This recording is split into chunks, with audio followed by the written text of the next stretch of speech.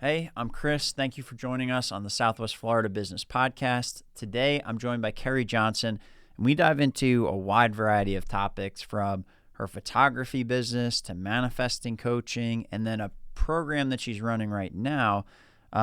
It's called the 40 over 40, and I don't even know if I'd call it a program, but really she's working with women over 40 years old as part of this 40 over 40 to really dig into their backstory, how they got here, and do a photo shoot with them, show that off, and then she's going to be showcasing that at an event in October. So if that's something that you want to be part of, whether to sponsor, show up, be there, support, check out her social media. We'll have it linked in the page below. But otherwise, I really hope that you enjoy this episode with Keri. I learned a lot from it. And even in our conversations after this podcast is wrapped up, I'm still learning a lot from it. And she's connecting with people. So, very much appreciate all her efforts and what she's doing. And even after I posted that we were going to put this episode up, I had 3 people within 2 hours reach out saying, "Oh my God, she's awesome. I love Keri." So I hope you will too. I think you will. And without further ado, here's this episode with Keri Johnson.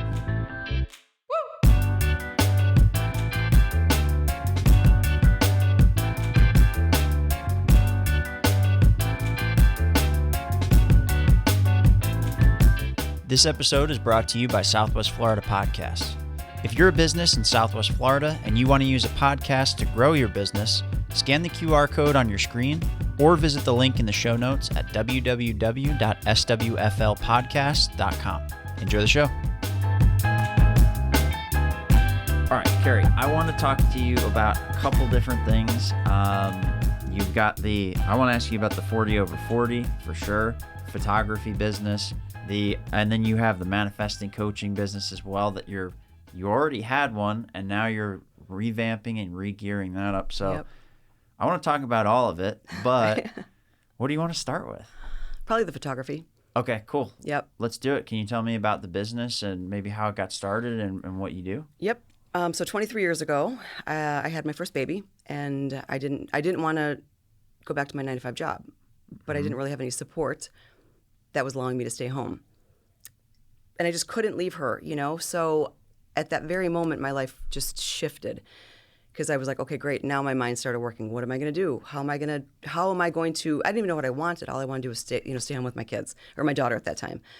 And just make a little bit of extra money. I call it cookie money. Like if you're baking cookies, you go sell the cookies. Like I just wanted some cookie money of my own, And I didn't think I had any talents or gifts or confidence at that time. I just thought that I was getting kicked by God and the universe, I got married, had this baby, and I guess I just, the fear that came in was growing up, listening to everybody's society, my parents, grandparents, that there was nothing else in the world. It was just, you work really hard, you fight with your spouse, fight with the kids, and then you just get bored, get old, and die. And I'm like, that sounds like a horrible life. And at 8, I'm like, that sounds like a horrible life. And I'm like, I don't think so, because I had this feeling inside of me that was like, buzzy. I'm like, I was so super excited for the future. And then society got a hold of me, and I did everything I was supposed to, got married, went to school, had this baby, and then all of a sudden, the brakes were put on somehow, And I'm like, I did everything for everybody else. And then when I needed help, nobody really knew how to help, So I was like, I had 2 things. I had the baby and a camera. That's it, and my faith. And I didn't even know what I was doing when I was asking or praying. I just was like speaking to her, what are we going to do? What are we going to do? What are we going to do? As I'm taking pictures of her because she didn't sleep. And then all of a sudden I was like, I would really love pictures like the Ann Geddes. Remember Ann Geddes, where she put babies in flowers or butterflies? Okay, yep. I loved those pictures. Gorgeous photographer from Australia. And I'm like, I wish we had a studio here where I could take my daughter to get, in a flower pot or, whatever. And I'm like, then the next thought that came in was like, why don't I become that studio? How? How? I don't have I had no idea about photography. Never went to school for it or anything. So I would get one direction at a time. And the directions were giving me a boost of confidence. They were getting me excited. The more excitement I had, then the more things were opening up. And it evolved so divinely and organically that I didn't have too many mistakes. And I was going through the mistakes when I had them. Like I just couldn't allow the fear or the judgments or being embarrassed or if it didn't work out, I couldn't allow that to stop me. There was no option in my mind ever to stop.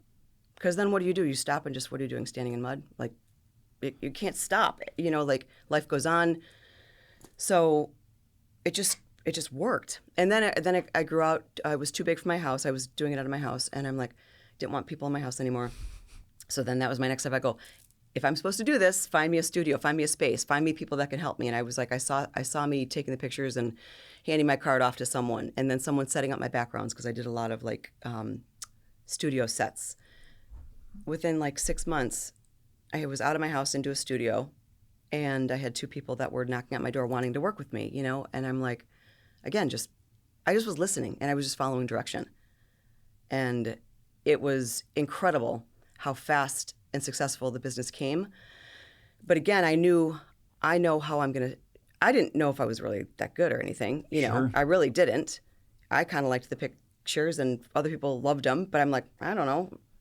Am I technically the most sound photographer? Yeah, all that stuff. But I knew that I knew my intention was how I show up for me is how I show up for you. How I photograph me is how I photograph for you. It's like I don't take shortcuts with you or your family where I wouldn't take, if I'm not going to take them from me. So that was how I built my brand, was that I'm going to show up for you. Like, I'll be there, and I promise, to do everything I can to get the perfect shot to make you feel comfortable from start to finish. It's not going to take a month or 6 months or 6 years to get your pictures. Like, I don't understand that at all.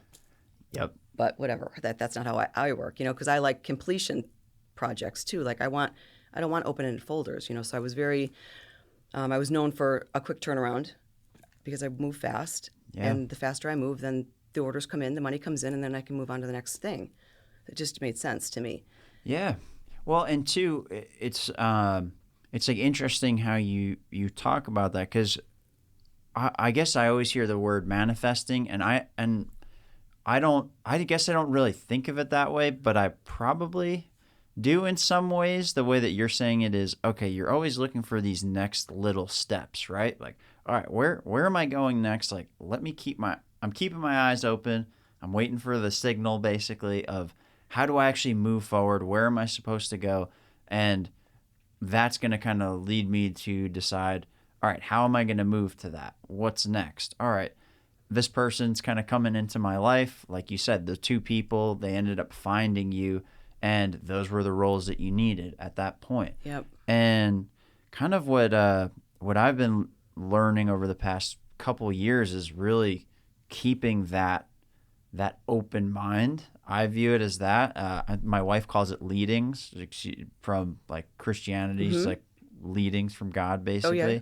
And just keeping an eye out for those things, because it does have such an impact on where you end up and how things flow. I don't know. That's what I've 100%. Yeah. I learned to listen. It was almost like I was unlearning everything that had made me who I was from 0 to 28. Okay. Because I was alone. No one was helping, so I could do whatever I wanted to, basically. And then I kind of took on that rebel mode of, if I've gotten 0 support from anybody, then no one can tell me what to do. Like, everybody was off limits. I was running this business. I was charging what I wanted to charge. I was doing the shoots how I wanted to do them. I was working the way I wanted to. I was whatever, And I was also tuning into my feelings of, how does this feel good? How many times do we do things that don't feel good? Legit all the time. Right. And if we like took a moment and didn't say yes right away, or, and just tapped into, does it feel good? Yes or no? Does it look good? Yes or no? Like, that's basically how I run my life. Yeah. Well, did that kind of help steer how you ended up doing this type of work, like moving quickly, making it comfortable for people? Did that play a big role in shaping how you approach that? It did, because I was feeling like crap when I was younger. I had this new baby. I didn't know what to do with her. I didn't know. I was just so frustrated and did not feel good. about myself, about my life, nothing, So I was sad. I just so many emotions, but I was just living every day, doing what I was supposed to do, listening to my guidance and going to the studio and doing my thing. So when I would see the eyes of the moms that came in, I was like, oh my gosh, like no one's helping me, but I'm going to help you.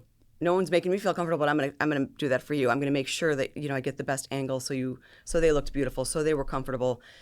And that's just, I feel for other people, and that was a big part of it, was to make them feel comfortable. Yeah, being able to plug into that because, and it seems also kind of like one of those situations where maybe I don't have that, but if I can provide that for somebody else, then maybe that will kind of come back to me. Yep. Type thing? Mm-hmm. Okay. I don't know if it was going to come back to me or not, but that didn't matter.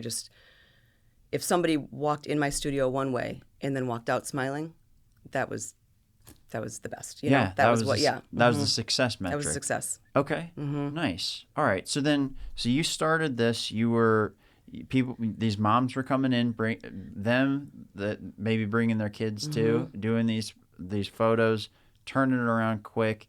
And then, all right, so that almost seems like that was within the first couple years of starting. That was like the first year, yeah. Okay, nice. That's awesome. And then, so how did it evolve from there?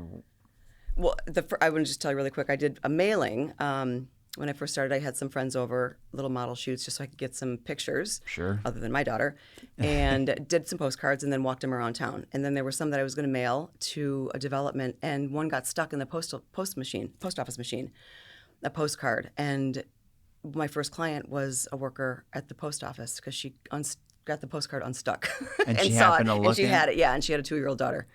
That was my first client. Wow, that's cool. So are stories like that part of the reason why does that for you add like validity to some of these things of keeping an open mind and not really knowing where the stuff's going to come from, but just kind of putting your best into it and kind of hoping that the best comes back? Yeah. I mean, is something like that lead to? It is, and it started with me not knowing who I was, that I had any gifts. I was like I was a zero in my mind. Yeah. Zero. What am I going to do? Like, I don't have one talent. I don't sing, I don't dance, I don't paint, I don't, that's why I'm a photographer. I get the art through my mind. Sure. So and no money to buy equipment. That was a Christmas gift, one year. The camera was it the best one? It was the best one to start with. It was the best one, It did its job. So that's where I was like, oh my gosh, if I can do this without any gifts or talents, direction, support, anybody can. Anybody can. Everyone has their tools in their toolbox. They just have to open it.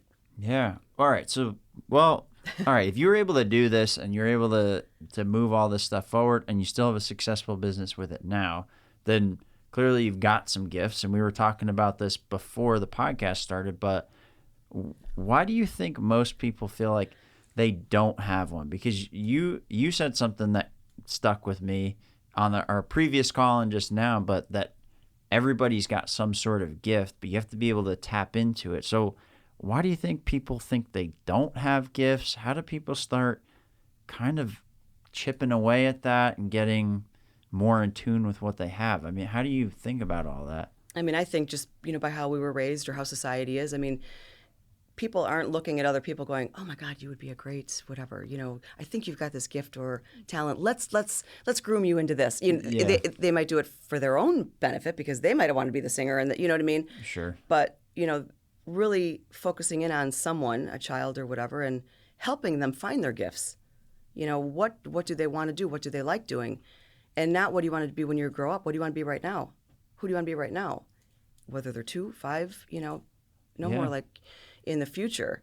So, and then when people, they're also afraid, I've heard this from clients and other members that I've worked with, because they're self-taught, they don't feel like their worth is valued to someone that went to school for it. And I'm like, I was self-taught. So I'm like, everything I do is I teach myself everything. I've not gone to school. I went to college, but nothing for what I'm doing now. So I don't, there are no limits. Anybody can do whatever they want to do as long as they want to do it. And as long as they just put the action towards it.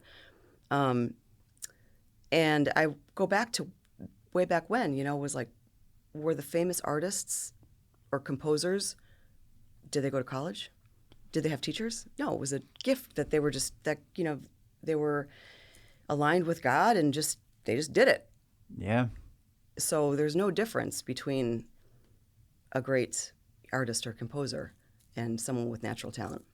Yeah, and it comes down to refining that over time, I think. And kind of like what you're talking about is just being willing to try it and get through those nerves and get through that piece. I think of it like imposter syndrome, right? Yeah. And I am self-taught with basically everything. And the most teaching I get for most things is like a YouTube video or an online course maybe that you buy, or just talking to other people that are professionals in the space and learning from them. But that is a big factor of figuring out how much you can charge, how much you should charge.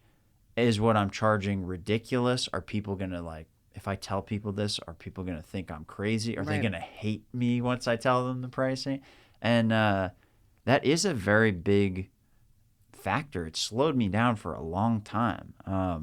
How did you address that? With the pricing And just like your approach to doing it, because you were able to grow it. So what was some of the ways that you got around that? I had nothing to lose. I was already at a zero, ground zero. Like I had nothing to lose. So, and I wanted to create interesting pieces that were unique, that maybe each family didn't have the same one. Maybe I would do different scenes. That was my initial thought. I didn't just want like a run of the mill, everyone have the same thing. Everyone have the same look, whatever. Sears setup at the mall. Yep. So that was going to take some time and some creativity. And I had my pricing kind of normal for the first 6 months or a year. And then I got really slow. So I like to do the opposite of what people normally, the majority of people, if they're going one way, I'll go the other way. I don't know. I do the same. I always like to be a little bit unique. And so instead of, everyone's like, well, why don't you lower your prices? That would be the normal societal thought. And I'm thinking, or I could raise them. Or I could just raise them. Because we can be happy or sad, we can look down or we can look up. Just as easy, right? Just as easy.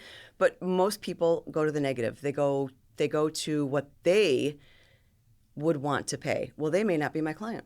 Mm-hmm. So, and they're not in business, so therefore they can't give me business advice.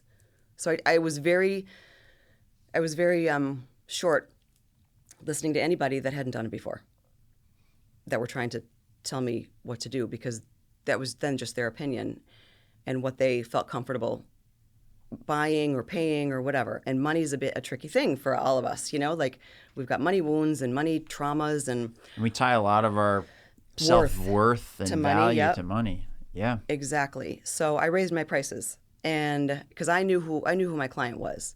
It was someone that could afford it, that was willing to pay, and that was going to appreciate the art that it was, and also appreciate me showing up for them and trusting me as a person, as their photographer, as their friend, whatever. Yeah. That was huge. Trust was huge for me. To have them trust me. And that's kind of what a lot of it can be really based off is, all right, like you said, I'm going to come to you with my best, and we start from there, and the trust kind of flows from that.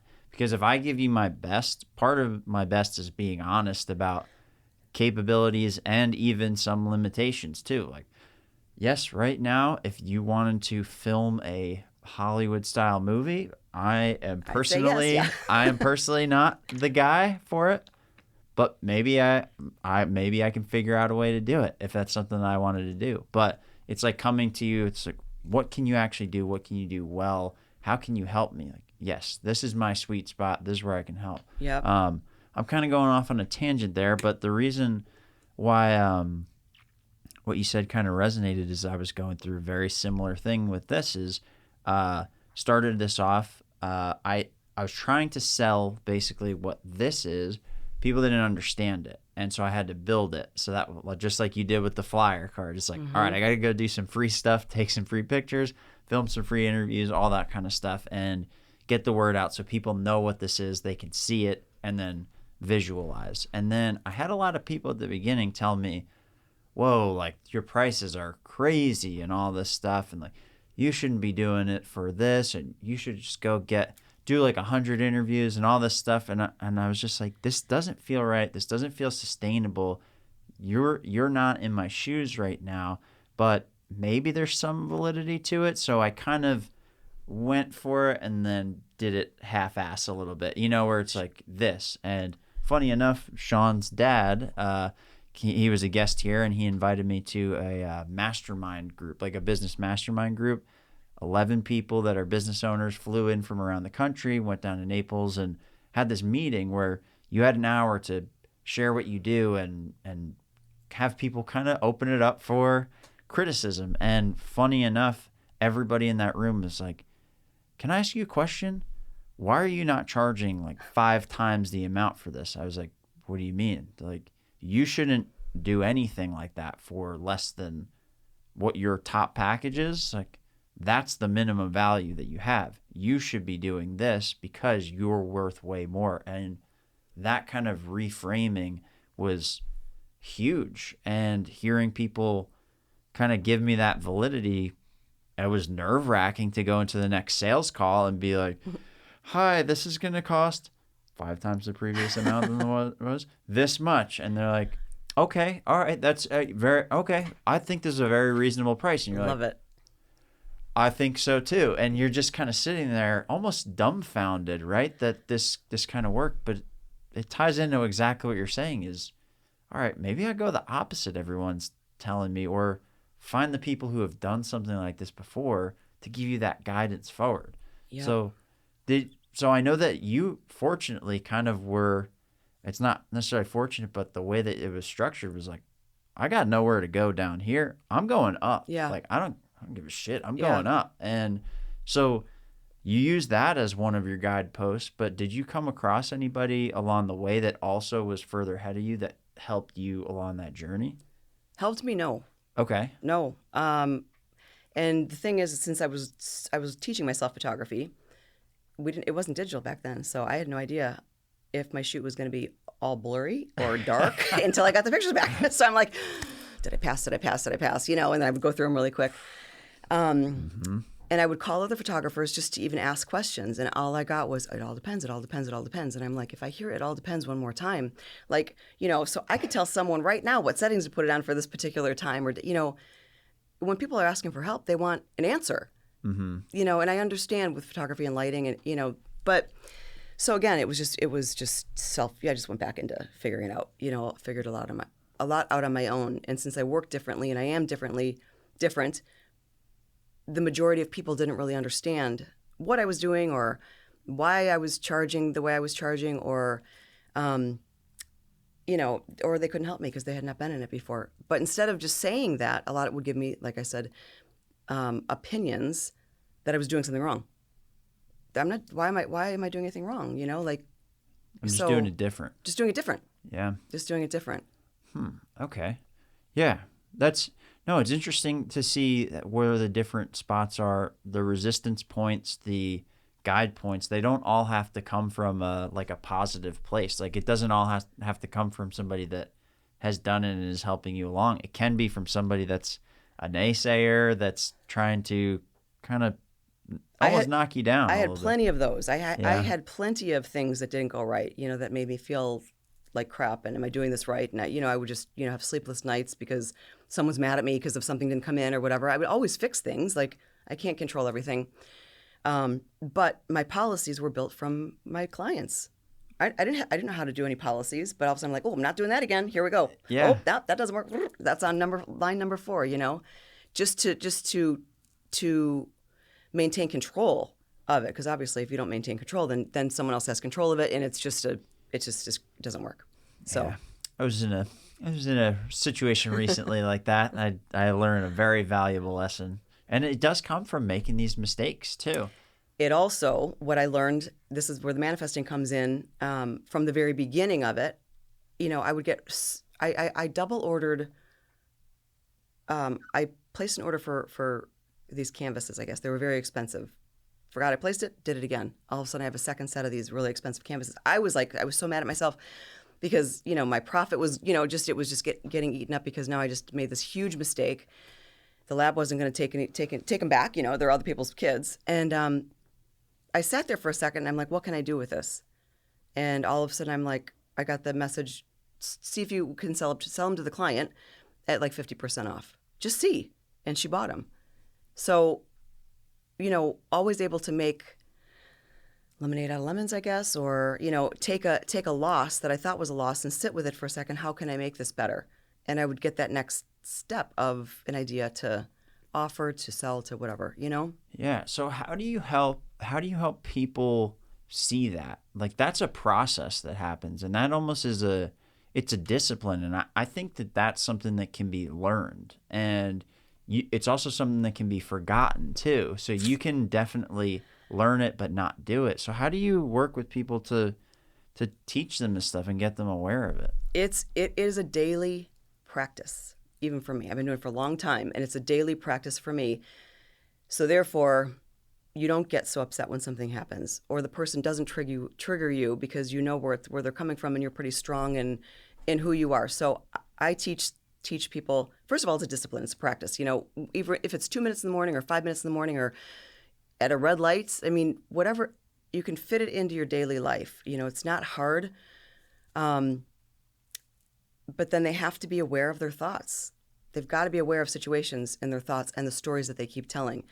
So what I was really good at when I would work with people, figure out what they want, what's happening now, why aren't they getting there, and bridge the gap. But I would do it by listening to what they're saying, not because I want to hear the drama story, but I would listen to what they're saying because it would give me the vibration that they were on, and it would tell me why they're calling in the crap when they're speaking something different. Like, I could pinpoint that vibration.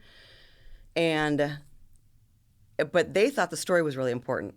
Oh, so-and-so's always showing up late at work and da-da-da-da, always, knocks my coffee over and doesn't. And I'm like thinking, it's not the drama. I don't want to hear any more of the story. I want to find out why you're calling in so-and-so always showing up late to work. First of all, it's because you keep saying it. So the more you say it, the more he's going to show up late. The minute you change that into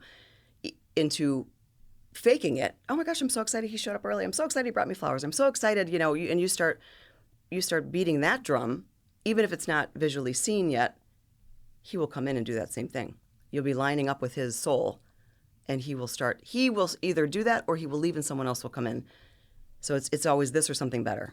Okay. Mm-hmm. So how do you end up so when you work with a customer, right, and somebody comes in to start working with you on this, where are they typically at when they find you? Like, what state are they in almost? What are the main questions they're asking you? What are some of the challenges that they have before they come and start working with you? There are 3 types, actually. One of them has a lot of money, but they're frustrated, and there's an area of their life that's not working, whether it's their marriage or their happiness.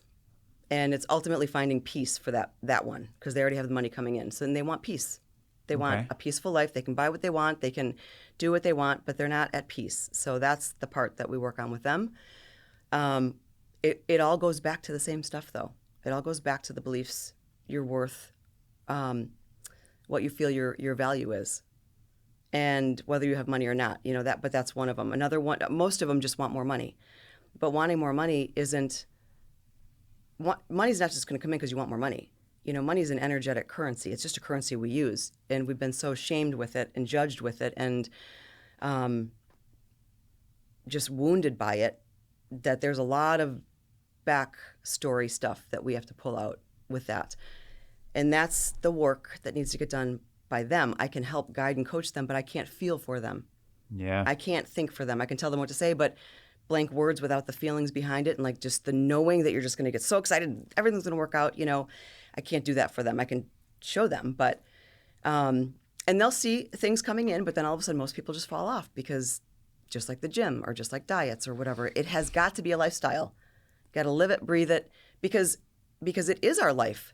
It's the reality of our life is that we can choose and we can create and we're not alone. We have angels. We have God to protect us. We are here for a bigger purpose, not just to go to the store, get a coffee, get yelled at by your partner and and then die. Like, no. It's Yeah. much more fun than that. Yeah, I don't want that. No. So like, and because I feel for people and I'm like, I've seen so much and I've got so many stories, even though my life hasn't been like all blissful, but I can find the bliss in it. Yeah. Sometimes I just don't want to for 24 to 48 hours. Sure. I don't want to. But It then doesn't have to be all sunshine and rainbows. and it's not, yeah. So it's hard. It is hard. But what do you want? Well, and I think that that's a key distinction here, because part of what I normally hear of with manifesting and things like that is I normally, you hear it mocked a lot, but you do hear some, like, I don't know, warranted mocking, because sometimes people will speak it, but they're not like living it. And so they talk about manifesting, and then you're like, what do you mean? This is just, you're just basically talking about magic, or like, I thought it, and then but why don't I have this money? But what you're saying is it's actually, this is a practice. This is a daily thing that you have to keep coming back to. If you want to see results with it, just like a gym, just like any of this isn't something like I wished really hard and it happened. It's more like, oh, I wished hard, but then I actually followed through, and then I did that the next day and the next day and the next day. And so you have to use it as a way to actually navigate through life, not just I manifested. Okay. Yeah. So it's a practice. It's in the Bible. Like these are the laws of the universe. I mean, it's all been written. It's ancient wisdom. It's not magic. It's just everything's energy. Like, and we can tap into that. We're energy. We're water. We're, so we can just tap into things and have our life run smoother. So everyone's manifesting all day long. Everybody is, because they're thinking and they're feeling and they're believing whatever it is. But if you're thinking, feeling, and believing that you're in this blah, blah, blah, blah kind of, atmosphere or whatever, or bills are always coming in, you're only going to get more of that, until you're aware of what's not working in your life. What is my story around this? Let's switch the story and let's start like playing in this playground over here. That will all take care of itself if you can, but we don't want to keep creating more of it, Yeah. Well, and I think one thing that's helpful with that too is even meditation, or like you said, just taking like a stoplight, anything that makes you kind of stop for a second, assess, and realize, like, all right, a lot of this stuff is just kind of thoughts that I have. Like, writing helps me with that, because sometimes I'll just just start typing. It's a bunch of jumbled mess. Like, if anybody found my typed notes, they'd be like, this guy's out of his mind. Like, this guy's insane. If they saw my stuff. No yeah. kidding. I think probably everybody feels that. But it's that piece of, let me get all of this out of here so I can kind of keep this clear. So when all that stuff starts bubbling up, I can identify. I can see what's going on. I know the story I'm telling myself, and it kind of makes more things happen in that direction. So, like, for example, this morning, I was feeling like, oh man, I need to have a better grip on my sales pipeline. I'm not positive what's happening with this, and I need to do this and that and that. And rather than just being like, all right, let me just make a list real quick of these things, and that way when I go in later, I know. I just let it fester for like 2 hours, and then you're sitting there like, I'm worried about all this nonsense that I know I can put into a list and just execute. So I don't know, what are some of the ways that you kind of help work with people to get out of their head, almost get out of their own way? Like, what are some of the things that you do to kind of help them? First of all, I like to say, like, praying is asking God for things. Praying is asking. We all have a problem with receiving. We weren't supposed to take things or get things when we were younger, unless it was a birthday or Christmas or holiday or something like that. Sure. If someone hands you something, how many times people say, oh, no. Even a compliment. Oh, no, this old thing, like we've got to like down ourselves. So if society or people aren't making fun of us or judging us anymore, we do it to ourselves, because we've been so conditioned to do that. Not supposed to take things from people. If you want like a fancy car, I don't really need that, so I'll get the lower version of it. Why? Why can't we experience whatever you want to experience? So praying is asking. Meditation is opening yourself up to receive, but also to practice that by, if someone holds the door open for you, if someone buys you something, if someone wants to buy you lunch, it's not. Oh, no. Like, don't shut it off, because you're shutting off you're asking for things, but then people are shutting it off and they don't understand that everything works together. So like God's like, oh, I don't know why she doesn't want that. Like she just said that she wanted something free or, whatever. Like, and then they're saying no to that, or I'll get you next time, or a compliment, you look great, oh, so do you. Like deflecting, all of that stuff needs to be changed, and appreciate that I'll take that compliment, thank you, and maybe you give someone else a compliment. Like it's a little bit of dance of learning how to receive, to be okay with receiving, that you're worthy of receiving things. And so I play little games with them too, like what do you want to see happen? So we start small, we make a list of some fun things that they want to call in and see if they called it in, how long it took, what they did to call it. Did they meditate? Did they write it? Did they script it? Did they, I do a lot with scripting too. Then I'll jump around. That's good. Let's jump around. Yeah, Good like scripting, that's because, so when I was going through my stuff, I was a big journaler, big writer, and I just knew some things. Like, I don't know, I just knew how do I want my life to look, and to put myself in that house with that situation and then describe it on paper as if it's like a movie scene. And that's how I got a lot of my things, by then accelerating it with the emotion too. And then just getting rid of it. Like, don't ask for it every single day. Don't order it every single day. You would never go to a restaurant and order your meal 10 times from the waiter. He'd be like, now you're not getting it. Get out. Now you're not getting it. Like, you're annoying me, So it's like you ask for it. You feel like what it would be like to have it. You've got to know what it's like to have it. And if you don't know what it's like to have it, what are the feelings that it would give you? Because most people want things because they think it's going to make them feel better. So really, we just want the feeling. We want the feeling of safety. We want the feeling of security. We want the feeling of peace, the feeling of love. Now, the things, we live in a material world. The cars, the things, bring those sometimes, but they'll only bring it for a short time. So my passion is to help people strengthen their foundation from the inside, their faith, so they know where to go if they're getting frustrated. They know how to ask. They know how to command. They know how to script. They know how to be happy without the thing. Because if you can be happy without the thing's coming. But you can't not be happy now and expect something to come. There's no bridge for it to get to you. You have to have the feeling already that you have it, that you're worthy of it, that you're excited about it, Yeah, because then that thing isn't the crutch that your happiness or your peace rests on. And most people think it is, so they buy and they do and they buy, and then they're just never filled. It's like an empty vessel. Yeah. And so, one thing that you said before was part of this feeling comes from value, right? Like feeling like you have a value, and sometimes you undervalue yourself or sell yourself short, all these kinds of things. I think a lot of the way I think or feel comes around what kind of value that I have. And a lot of times it's to other people that I care about.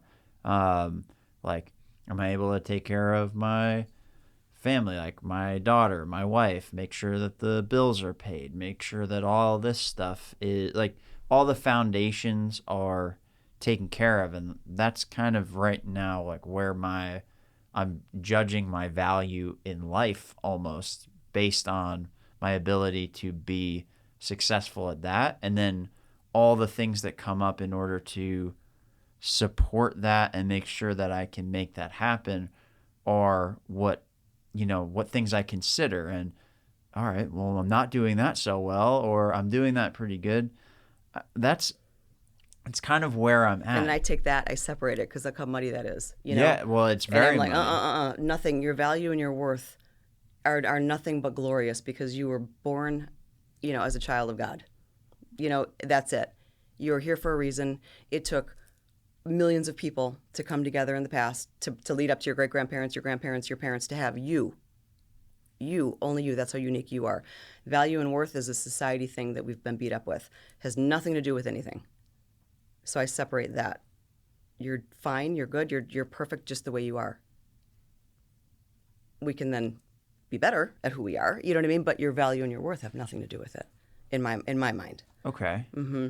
So we're giving everything else power, and other people power, and nobody and nothing should ever have power over you. Well, all right. So let's talk about this because that's where I'm at right now. So, what would be? I don't know. What would be the question that you would have, or what? It would be to practice your confidence, I guess, with everybody. Everyone needs, I mean, and there are situations where, we don't all have great confidence or whatever. It's your courage to do different things. The courage brings the confidence, because if you're courageous enough to take the steps and you fall and you don't quit, you get back up again. And then you do it a little bit better, and then a little bit better, or you may need to do something a little bit different. You're at least, your courage is leading it. And then finally you're gonna be like, oh, I can walk. Okay, great. Great. Now my confidence is pretty strong with this one task. Okay. We didn't know how to walk when we were younger, And here we are. And here, might have bumped into the tables or whatever, but everyone clapped for everything we did when we were younger. I mean, as babies, they roll over and everyone's like, oh my gosh, oh, they ate with their own spoon or whatever. So we think that we're like, oh my God, we're perfect, we're great, until we get a little bit older, parents get a little more tired, we get to school, kids are beating us up, teachers are calling us names, and we're like, that's not how it, that's not how I'm supposed to get applauded just for eating or whatever. And then we hide, and then we go into our shell, we get more reserved. And then it's hard to step out of it because you're afraid then to be, shunned or judged but that's where the courage comes in. Yeah. Well, it's a scary thing to go out and put yourself out there and kind of be who you are, because if that gets shunned, then it's like, then what? Mm-hmm. I think that's where I've been, as I get each year that goes past, it becomes less and less of a factor. And the more that I kind of do things that are what I want to do, the direction that I want to go, the less it becomes a factor. It's kind of interesting. Yeah. And I would put my intention, because I had to do a lot of live videos when we had the shutdown. I was working on my online coaching, but I really was thrown into it. And the way that I saw it worked to get the followers would be to do live trainings, live masterclasses and stuff like that. Live. And I'm like, I don't know if I can do live. I think I need to be edited. I don't know. I mean, I was scared to death, to the point I was having panic attacks, My daughters are like, doing a live video again? They'd just walk by me. Are you doing a live video again? And I'm like, yep. Can you tell? They got used to it. And I just had to do it though. Like, I didn't have, in my mind, I don't have choice. I guess my choice was sit and not make any money, or there's an opportunity for me to do the scary thing, do it, and then do what I'm supposed to be doing, teaching women, helping, whatever.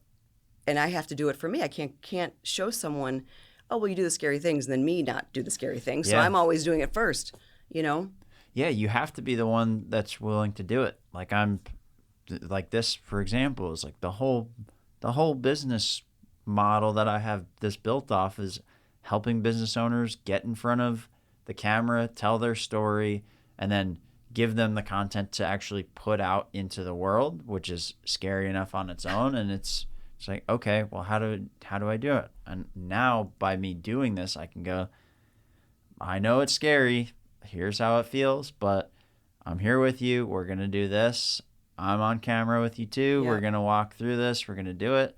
I'm putting it out on social media. Here's how I do it. Like, kind of guiding through the process,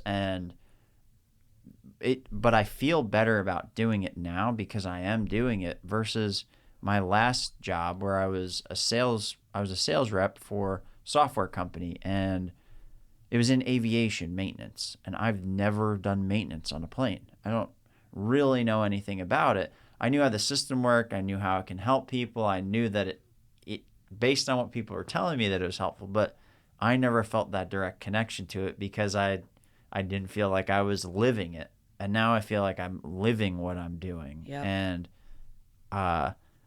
every day is a lot different now than it was when I was there, in a good way. But it's all kind of becoming a part of who I am. Yeah. Does that make sense? Exactly, yes. Yeah. Yep. It's that's been a profound change for me, I think, in my life is having it where I'm kind of walking the walk, or I'm walking the talk, I should say. Yeah, that's important. Yeah. And that definitely helps get over the imposter syndrome stuff too. is like, I'm willing to go out. I'm willing to fail. I'm also willing to succeed, but like I'm willing to make those mistakes, and then hopefully I can make it so you don't make those same mistakes. Exactly. Yeah. I mean, if it takes me 10 years to do something, I want someone to take, I found out this works, this doesn't work, so don't even try that one. Like let's just move forward so you can like collapse the time around your success and do it in a year. Yeah. Or less, because who has 10 years to wait for something anymore, Yeah. And it's interesting when I do talk to some business owners that have those long timelines, and I hear them now as I'm doing this. Like I was talking to a woman yesterday who wanted some help with like videos and had an idea about a podcast and all this stuff. And she's like, I'm thinking that I can make this my full-time job maybe in the next 5 to 10 years. And she has a coaching program, which is like $2,400 per coaching program. And I was like, if you figure this out, we could do that in a month. Or like a year maybe, if you really want to like do this, but you have that launched, you just need to get sales, you need to do this. I'm like, I think you could do that a lot faster. And here's the way you're thinking of these 10 different things. Start with this, and then these 10 things are going to follow from that naturally. And it's cool now to be able, because I'm walking the talk. Yes. And now I see it for myself of all the things that I messed up on. I went down that path for 6 months, and it was stupid, but I'm glad I did it. And now I can kind of help other people skip that, which is cool. So for you, not having any help going and getting to this stage, what's that dynamic like for you, being able to actually help people? How does that feel? What does it feel like mentally? Oh my gosh. I'm like, their manifesting wins are my wins. I'm just like, it makes me so happy when I'm getting messages from people. It worked, and I got this, and all of a sudden I got this job interview, when they were crying 24 hours earlier. You know what I mean? So they all normally come in crying or not well, but I'm like, let's wipe these tears. Let's move on. You can get this done. And then I'm putting my intention and energy into it also. So when two or more come together, then you just amplify the energy of it. But to see them actually, they have to see their own evidence. Like I could tell you stories all day long, but you've got to try it and see it working for yourself. Small, big, whatever.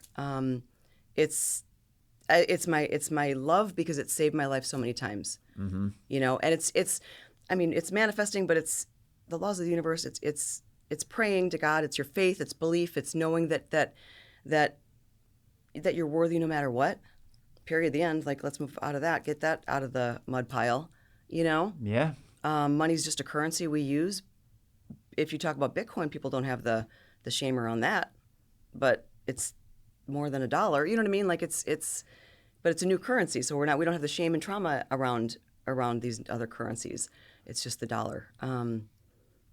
It's a lot of awareness. It's a lot of strength building. It's confidence building, and then we do the little evidence assignment games too. Sure. And while we're working on their big picture. Okay, got it. Yeah. And so, all right, so then maybe we could talk about the 40 over 40 project that you've got going on too. So yeah. Can you tell me about that, and then maybe how that came about? Sure. So after 4 years of online coaching, I needed to really restructure. I loved it, but I needed to reorganize it for sure. And Sure. then my camera has always been my other child. Like, it's just always there looking at me. I don't know when you're going to pick me up sometime. I know. I'm just waiting for you to pick me up again. That's how my guitar is. Yeah. I totally understand. So I then wanted to blend the two together by helping women with their intentions, because most people they don't think that they photograph well, not photogenic. These are the things I hear. I need to lose weight. I need this. I need that, whatever. That's narcissistic. And I'm like, me being a photographer for over 24 years and also a lifestyle model for like 10 years, I'm like, narcissistic. I'm like, what? You just do what, if it feels good, great. Not what other people think or what we were taught to think, getting your picture taken or having like a beauty shoot or whatever. So I wanted to put the package together for them, complete package of hair and makeup, beautiful photo shoot, but then also to celebrate them at this gallery event that we're going to do. When was the last time someone said they were proud of you? When was the last time you were celebrated? In your midlife, how many things do you go through that sometimes you feel like you're alone going through it, and you feel like you're less than, not heard, not seen, and just life sucks, So this was like no, it doesn't, let's go, and just, I wanted to have the whole package. So maybe they don't know what they need that will make them feel better. And they're not going to be like, I think I might have a photo shoot. I think I might call a photographer and have, no one would ever say that, Yeah. But when they see this package, they're like, oh, I think that's calling my name, So again, it's like lining people up with it that need to be a part of it. And they just raise their hand, and then we take it from there. And the stories I'm hearing from these ladies, like, I know how powerful I am in what I do with my work because I've just put my life into it, my love and intention into it. So I knew it was going to be a beautiful campaign. But the things I'm hearing are things I never expected to hear. On women are coming, giving it their all, like something that they're getting out of their comfort zones. They're giving it their all, and they're more empowered because of it. They're taking the first step to say yes to themselves when they've done everything for everybody else. And afterwards, like during this photo shoot, I see the nervousness like melt off them, and then I see their essence come out. And they're photographing like they're 20. They're 50s and 60s, 40s, 50s, 60s, so far. They're photographing beautifully because that little girl is coming out on film. And they've never seen themselves look this way, and they've never felt this way before. And it's just, like, that blows my mind. It's so awesome. So how did you get started with this, and how did you know you were onto something? People do campaigns, similar around, like nothing's ever, it's not an original idea to photograph, Sure. 40 women or whatever, but I'm putting my twist on it by using my intention, my manifesting, to set them up for success first, like see the pictures, see the shoot how you want to see it, see how you want to view the pictures, like how do you want to feel, like that's done beforehand. And then to make sure that they're in a right mindset space too, because this is my opinion, but I have a hard time photographing well if emotionally I'm not feeling good. Yeah, because you kind of don't want to be there. No. Or you're physically there, but you're mentally somewhere else. And you can see like the blankness when the, I don't know what it is, they're like staring at me, and then all of a sudden they're like off, and I'm like, what happened? Like I can see the light go out, bring it back, and I play around behind the camera a little bit, giving them posing ideas, and then that loosens them up because I'm giving them permission to do the photo shoot, to be themselves, to be silly. So it's like, if it's okay for me to do it, then it's okay for them to do it. And I have no problem taking one for the team. Like just, So it's really, really cool. I just love being their leader, I guess. Their I don't know, mentor during it. Their safe space. Yeah. And they don't even know me. Most of them don't even know me. But it's a really intimate environment, and just the things that they're experiencing are really cool.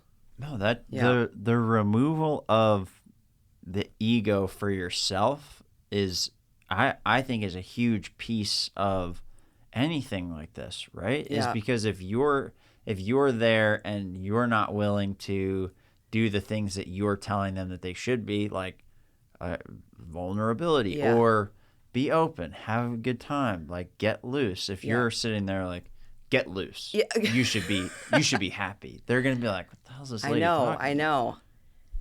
Yeah, it's crazy how that has an impact on other people, and I've seen it before. Even like I try my best to do that, but I've seen it also where I'm working with somebody, they're getting the flow. It's like, all right, nice, they're doing it, and then it's like right after, hey, you kind of like, this was kind of off. And I'm like, no, this is the worst thing that you could tell somebody that just like gave their all for something is, oh, let me just throw a criticism in here real quick. It's like, oh man, you don't need to be part of this at all. Like this is this person on camera's thing. Like they're being vulnerable, right, and all this stuff. Like they're putting their best into it. Like give them the runway to do that. Like even give them the tarmac and the taxiway to get off the runway, even with it. But it's huge. I think a lot of people miss that, Oh yeah. But it's hard because you get caught up in your ego. You feel like you got to be part of this. I have to be the one getting all the credit. It's the control too, yeah. And I never was a controlling person. I think I sense a little bit more control come out of me as I got older because I had children to take care of, so I became a little bit more controlling. Then I'm controlling my own life because whatever, just things that I run. But I think I see it from women a lot, is they have to be in control of everything. But that's their trauma talking too, They've got to be in control. They've got to organize. They've got to know if it's going to be safe for them to do, and I need to know everything. And I'm thinking, even if I had all the answers, I'm not giving all the answers, because trust. You got to it's part of the experience not to know everything, and it may or may not be the right time for them to do the photo shoot, and that's totally fine. I don't make anybody do anything. We make one call to them if they say yes, and if they don't respond, they're on the email list if they want. That's it. I don't fight for it. I've got an assistant that says, "But we need people." I go, "No, we don't. We don't need anything. We'll attract who is supposed to be in here, and the stories that we're getting are mind-blowing of the people that are supposed to be part of it." Yeah. Yeah. So what kind of stories are you hearing from the women that you're photo shooting with? Oh, let's see. People that have never had professional photo shoots done before. They've never felt beautiful before. And it's the first time that they've ever felt beautiful during this photo shoot. They've never seen pictures like this, They've never been told they were beautiful. That's a big one. Most of them are afraid to be in front of the camera. It's very vulnerable to be in front of the camera. I mean, I don't know, and I get it because I've been in this, So that's another reason why it's so comfortable, make them so comfortable, Yeah. Because I know how scary it is, Terrifying. And then another one, people have been kind of shut down because of the pandemic still. Some haven't left their homes still. Some are still in masks, and not around people. So we did a beautiful photo shoot at this one woman's home, and it was the first time that she had other people over to her house. In 3 years? Yeah. So, and she knew that they have to do something, that take that step to freedom, to baby steps to be okay to live out in the world again and not be afraid that you're going to get sick. And she said yes to the campaign. Do you think that she would have called if she didn't see it? I think I might need a photo shoot done here. No way. But it allowed her to say yes to this. Talk about courage, someone that's people have so much fear around what's going on. And she said yes, knowing that she was looking for a guide into freedom outside of the house. Yeah. It's huge. Yeah. And it's cool that you could be the person to offer that. I know. I don't even I'm like, oh my gosh, that's it's the enormity of it is blowing my mind. And it's not just a portrait session. It's not just getting your picture taken. It is a life-changing experience. And I make sure of I bring what I can bring to it, but then they're just experiencing it because I don't know, it's just again divinely guided. Yeah. Let it fall into place. Yeah. But it's that duality of that, right? It's let it fall into place, but do the work you need to do Exactly. in order to be in the spot. If it's going to fall into the place that you're actually there in that place when it falls into place. Right. Because if you're not doing the stuff that you need to do to lead up to it, timing, all that stuff, it won't necessarily matter. That's where the manifesting comes in too a little bit. So when they say thoughts become things, they do, but there's a whole bunch of stuff in between the thought and the thing, as we were talking about. It's just the easier way to get to it. You're thinking of something and you're allowing your mind to open up and receive information so you get the next step. That's the correct step. That feels good. That's in flow. That will lead you to your bliss versus the, things the other way. It just gets you there easier and faster. Mm-hmm. For sure. Mm-hmm. And I think that comes with experience and time. And Yep. like we were talking about before, is I made tons of mistakes, and I'm very thankful that I did. But you have to pay attention to that stuff and then use it to go from a bunch of zigzags. All right, well, I can get the straight line here, Yeah. and then I'm going to make a bunch more zigzags and then another straight line. And I think, it comes down to if you're just open and looking around, these things kind of do fall into place. But Yeah. I And then just gotta also, be moving. most people don't even know what they want. No, That's the 100%. thing. Yeah. I mean, we think we want all the stuff, but what's the stuff? $1 million? Okay, no, sorry, not that. Let's break that down. Why do you want it? What do you want? So making daily lists of just quickly bullet points, 5-10 things that you want I want someone to smile at me. I want someone to make me laugh. Like I want a free coffee. I want to be someone's light today. I want to say the right words. Anything, I want a brand new car. Whatever it is can be put on this list daily. You're not even thinking really of it. And then you can go back and like see what came in, how long it took to come in. That's like a short version that I do, like a daily thing. That's been really fun. And I'm like, okay, marking my stuff off. I'm like, all right, that was wild. That's what that looked like. Yeah. Yeah. And you were telling me something about like, I want somebody to hand me a purple pen today or something purple. Oh, the purple gummy bear? Yeah. My 16-year-old client. So that's the third clientele, my teenagers. So we were playing the game. What do you want? Within 24 to 48 hours, the universe is going to give you a gift. What do you want to have? And she said, I'll be in school, so I think I want a purple gummy bear. No. She wants someone who's going to hand her something purple. And I'm like, oh, cool. Like, that's an awesome thing, Then a couple days later, I call her mom, and I said, well, what did she get? And she goes, oh, someone handed her a purple gummy bear. She goes, but she wasn't really impressed. She was bored. She thought it would be much more exciting than that. And I go, well, we didn't say anything more than that. Like, we didn't say it needed to come in an exciting way. You didn't say it was a purple Lamborghini. No, just right. something purple. Something purple, right. Yeah. And so it happens so, like, gently, our little things that we get throughout the day, that she got her purple gummy bear, and she still was looking at the clock to see when her time was up. What is she going to get? Because her time was almost up, not even knowing that she had already, finished her assignment. And so she was disappointed a little bit because we had a conversation of, this is just to teach you what you can do. It is to show you the power you have to create. And you got it. You did it. Now we can build on top of that. But the most profound thing about that story was the one that gave it to her was someone who doesn't share at all. Never. Oh, the vending machine, my money, my chips, my candy, mine. Never shares. So when my client put that out, someone will hand me something purple within 48 hours.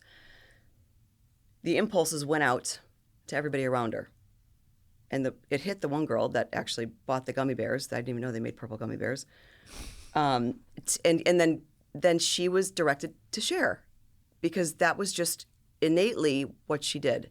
It took her out of being human and into a more spiritual realm, and they lined up together. Yeah. That's what I thought was like the most profound part of that. Yeah, and it comes in ways that you don't expect. Right. But so I guess I've never thought of it like manifesting, but even with goal setting, right? Mm-hmm. Is a lot of times you can hit the goal that you set out for yourself at its core, like really, really, really getting down to the core of what your actual goal is and what you're trying for is not necessarily what you're telling yourself or what you're telling everybody. And I've noticed that sometimes you do have to refine those goals and really understand what you're actually aiming towards. Because I've found that if you are aiming towards something, you do end up getting there somehow. You make all these things happen, but you might be aiming for the wrong thing, and it might be on paper the right thing. So when I started this business a year ago, it's entirely different than it is now, but it was because I had all the wrong goals that I was pinpointing on, right? Like I want this to be easy, and I want to have a bunch of money coming in, and I want to do this or whatever. And it was just all the wrong things, and I put myself into the spot where none of that was possible because I was aiming for the wrong thing. I don't know the best way to explain it, but it almost comes down to the self-sabotage stuff. You take yourself down the wrong path in pursuit of whatever you think you're supposed to be going for, not realizing, okay, actually what I want to do is bring people value. I want to use the stuff that I have and the skills that I have to bring people value. So when I get paid, I feel good about it. And as I've been able to switch that goal and that focus, all these other things start coming together. If that makes sense. Perfect. Yeah. Perfect. Most people go right to the money goal or the success goal or the fame goal or whatever. I mean, empty. It's empty up there without filling it in with all, the substance of value, networking, meeting people, making people feel great, just teaching what we know, what we've been through. It just comes. The rest just comes, Yeah. That's the beautiful part about it. Yeah. Agreed. Yeah. Well, so all right. So this has been a pretty fascinating conversation. So thank you for having this with me. And I guess before we wrap up, is there anything else that you want to go over? Anything else that you want to touch on? Yes, the manifesting, because I'm relaunching my membership. It's called Activate. I've got hundreds of manifesting classes that I've done over the past 4 or 5 years, meditations, activations. So I'm relaunching that with a free training at the end of the month. Okay. And it's a cash activation manifesting training. So that'll be free, but I don't have the exact date for it yet. That's fine. So yeah, we can probably put some links in the bio. Yeah, the links will be in the bio. show notes or wherever we end up putting and I them. do a lot of behind the scenes reels on the shoots that we've been doing leading up to this campaign, which are kind of fun to see too. They're, see the women before, after, the fun that we have during the shoots. Yeah. That's all on my Instagram. Yeah, so those are really fun. All right, cool. Yeah. And what's the Instagram? The Keri Johnson. The Keri Johnson? Yeah. Okay, cool. And when is the display of the 40 over 40? When October is that 16th. Okay. From 5 to 7 at Naples Motorsports. October 16th. Yeah. Okay. Very cool. Yep. All right. Well, Keri, thank you for coming and doing this. I appreciate it. I appreciate it too. Thank you. Yeah, not a problem. This was really cool to talk through, and you changed my mind and opened my mind about a lot of different stuff, so I appreciate it. I love it. I love to talk about this. Cool. Yeah. All right. Well, thank you, everybody.